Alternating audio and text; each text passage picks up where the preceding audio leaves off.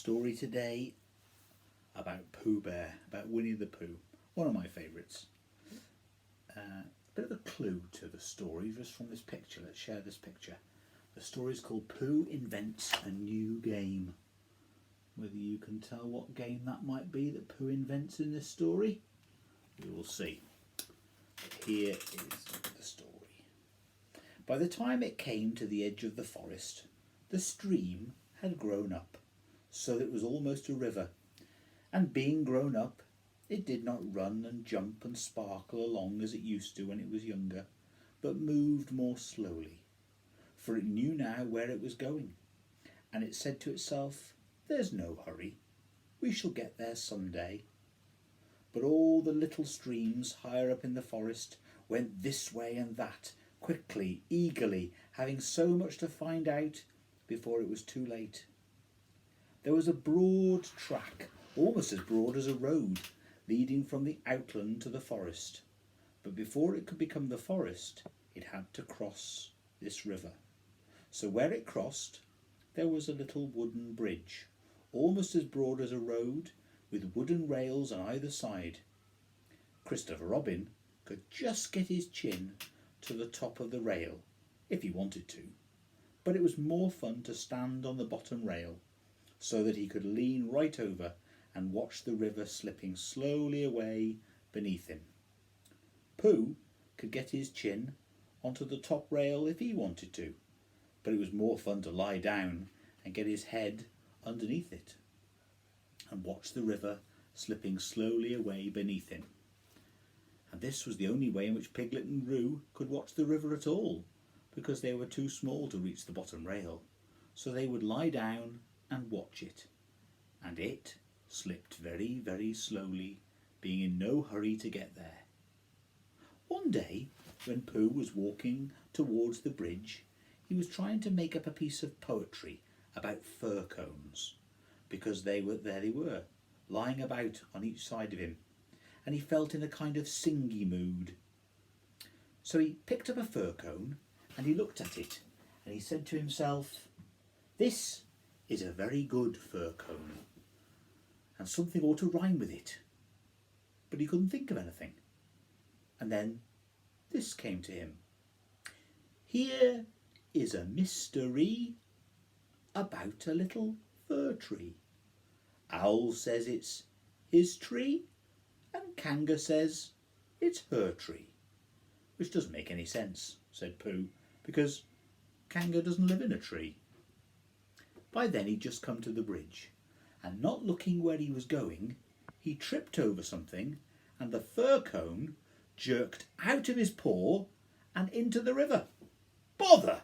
said Pooh, as it floated slowly under the bridge, and he went back to get another fir cone, which had rhymed to it. But when he thought that he would just look over the river instead, because it was a peaceful sort of day, so he lay down and looked at it, and it slipped slowly away beneath him, and suddenly there was his fir cone slipping away too. "Well, that's funny," said Pooh. "I dropped it on the other side," said Pooh, "and it came out on this side. I wonder if it would do it again." And he went back for some more fir cones. It did. It kept on doing it. When he dropped two in at once and leant over the bridge to see which of them would come out first, and one of them did, but as they were both the same size, he didn't know if it was the one that he wanted to win or the other one. So the next time he dropped one big one and one little one, and the big one came first, which is just what he said it would do, and the little one came out last, which was what he said it would do too. So he won twice really, and then he went home for tea. He'd won 36 and lost 28, which meant that you take 28 from 36, and that's what it was, instead the other way around. And that was the beginning of a game called Pooh Sticks, which Pooh invented, and which he and his friends used to play on the edge of the forest. But they played as sticks instead of fir cones, because they were easier to mark. Now one day, Pooh and Piglet and Rabbit and Roo were all playing Pooh sticks together. They dropped their sticks in, and when Rabbit said, "Go!" and they hurried across to the other side of the bridge, and now they were all leaning over the edge, waiting to see whose stick would come out first. But it was a long time coming, because the river was very lazy that day, and hardly seemed to mind if it got there at all. "I can see mine!" cried Roo. "No, I can't. It's something else. Can you see yours, Piglet?" "I thought I could see mine, but I couldn't." "There it is!" No, it isn't." "Can you see yours, Pooh?" "No," said Pooh.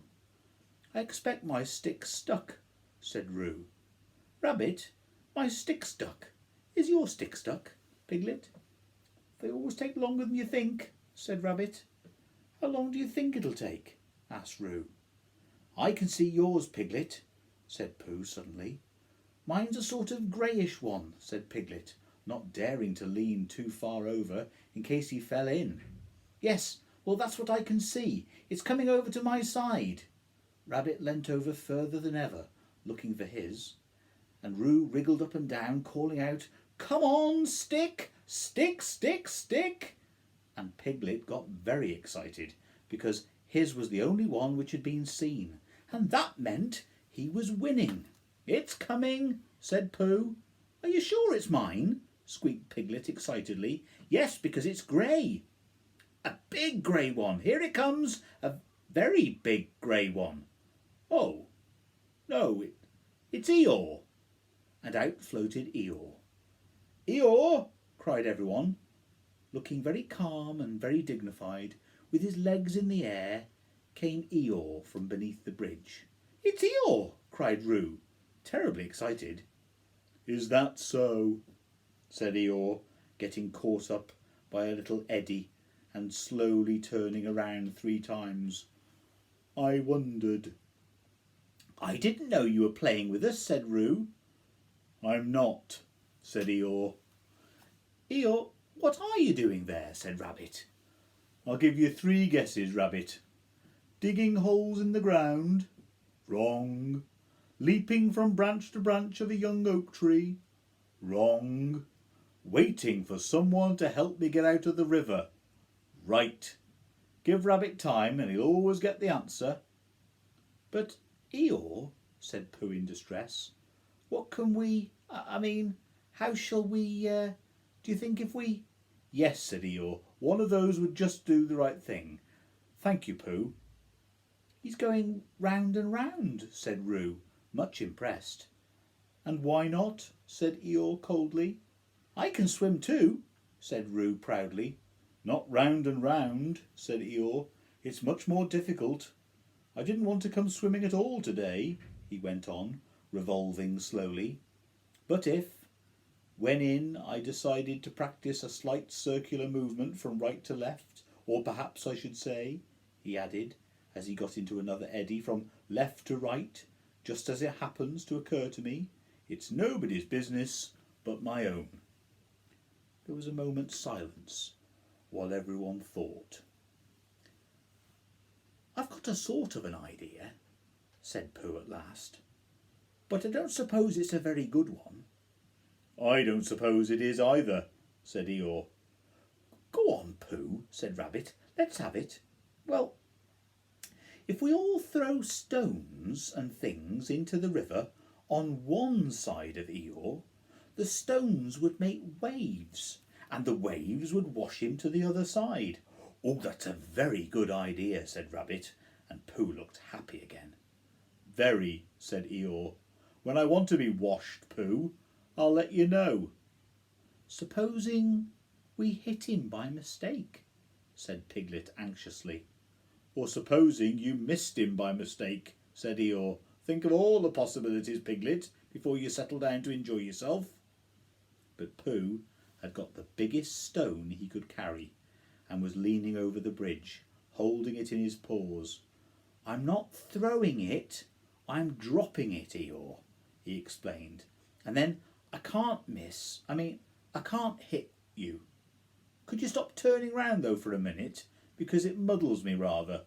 "No," said Eeyore, "I like turning round." Rabbit began to feel that it was time that he took command. "Now, Pooh," he said, "when I say now, you can drop it. Eeyore, when I say now, Pooh will drop his stone." "Thank you very much, Rabbit, but I expect I shall know." "Are you ready, Pooh?"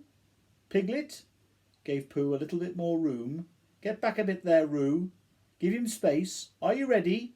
"No," said Eeyore. "Now," said Rabbit. Pooh dropped his stone. There was a loud splash, and Eeyore disappeared. It was an anxious moment for the watchers on the bridge. They looked and looked, and even the sight of Piglet's stick coming out a little in front of Rabbit's didn't cheer them up as much as you would have expected. And then, just as Pooh was beginning to think that he must have chosen the wrong kind of stone or the wrong river on the wrong day for his idea, something grey showed for a moment by the river bank. And it got slowly bigger and bigger, and at last it was Eeyore coming out. With a shout, they rushed off the bridge and pushed and pulled at him, and soon he was standing amongst them on dry land. "Oh, Eeyore, you are wet," said Piglet, feeling him. Eeyore shook himself and asked someone to explain to Piglet what happened when you've been inside a river for quite a long time. "Well done, Pooh," said Rabbit kindly. "That was a good idea of ours." "What was?" asked Eeyore. "Hooshing you to the bank like that." "Hooshing me?" said Eeyore in surprise. "Hooshing me? I didn't think I was hooshed. Did you?" "I dived. Pooh dropped a large stone on me, and so as not to be struck heavily on the chest, I dived and I swam to the bank." "You didn't really," whispered Piglet to Pooh, so as to comfort him. "I didn't think I did," said Pooh anxiously. "It's just Eeyore," said Piglet. "I thought your idea was a very good idea." Pooh began to feel a little bit more comfortable, because when you're a bear of very little brain and you think of things, you find sometimes that a thing which seemed very thingish inside you is quite different when it gets out in the open and has other people looking at it. And anyhow, Eeyore was in the river, and now he wasn't, so he hadn't done any harm really. "How did you fall in, Eeyore?" asked Rabbit, as he dried him with his Piglet's handkerchief. "I didn't," said Eeyore. "But how?" "I was bounced." "Bounced?" "Oh," said Roo excitedly. "Did someone push you?" "Someone bounced me. I was just thinking by the side of the river, thinking if any of you know what that means, when I received a large bounce." "Oh, Eeyore," said everyone. "Are you sure you didn't slip?" asked Rabbit wisely. "Of course I slipped. If you're standing on a slippery bank of a river and someone bounces you loudly from behind, you'd slip. What do you think I did?" "But who did it?" asked Roo. Eeyore didn't answer. "I expect it was Tigger," said Piglet nervously. "But Eeyore," said Pooh, "was it a joke? Or an accident, I mean?" "I didn't stop to ask, Pooh. Even at the very bottom of the river, I didn't stop to say to myself, 'Is this a hearty joke, or is it the merest accident?' I just floated to the surface and said to myself, 'It's wet,' if you know what I mean." "And where was Tigger?" asked Rabbit. Before Eeyore could answer, there was a loud noise behind them, and through the hedge came Tigger himself. "Hello, everybody," said Tigger cheerfully. "Hello, Tigger," said Roo. Rabbit became very important suddenly. "Tigger," he said solemnly, "what happened just now?" "Just when?" said Tigger, a little uncomfortably. "When you bounced Eeyore into the river." "I didn't bounce him." "You bounced me," said Eeyore gruffly. "I didn't really. I had a cough, and I happened to be behind Eeyore, and I said, 'Grrr, blah, blah, blah.'" "Why?" said Rabbit, helping Piglet up and dusting him. "It's all right, Piglet." "It took me by surprise," said Piglet nervously. "That's what I call bouncing," said Eeyore, "taking people by surprise. Very unpleasant habit. I don't mind Tigger being in the forest," he went on, "because it's a large forest and there's plenty of room to bounce in it. but I don't see why you should come to my little corner and bounce there. It isn't as if there was anything very wonderful about my little corner of the forest. Of course, for people who like cold, wet, ugly bits, it is something rather special, but otherwise it's just a corner, and if anyone feels bouncy—" "I didn't bounce, I coughed," said Tigger crossly. "Well, bouncy or coffee, it's all the same at the bottom of the river."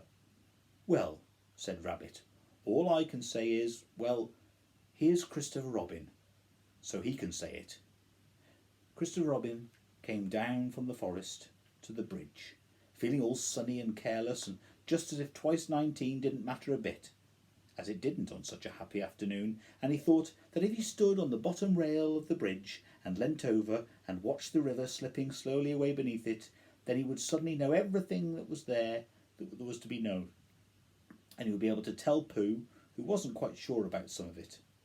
But when he got to the bridge and saw all the animals there, then he knew that it wasn't that kind of afternoon at all, but the other kind, when you wanted to do something. "It's like this, Christopher Robin," began Rabbit. "Tigger?" "No, I didn't," said Tigger. "Well, anyway, I think it was," said Eeyore. "But I don't think he meant to," said Pooh. "He just is bouncy," said Piglet, "and he can't help it." "Try bouncing me, Tigger," said Roo eagerly.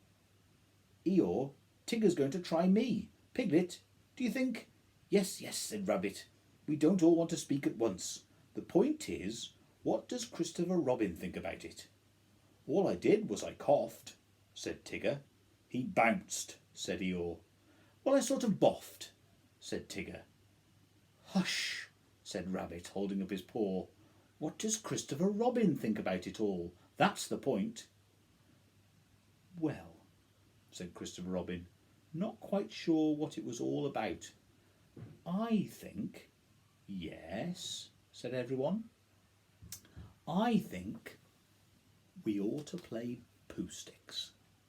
So they did, and Eeyore, who had never played it before, won more times than anyone else, and Roo fell in twice, the first time by accident and the second time on purpose, because he suddenly saw Kanga coming from the forest and he knew he'd have to go to bed.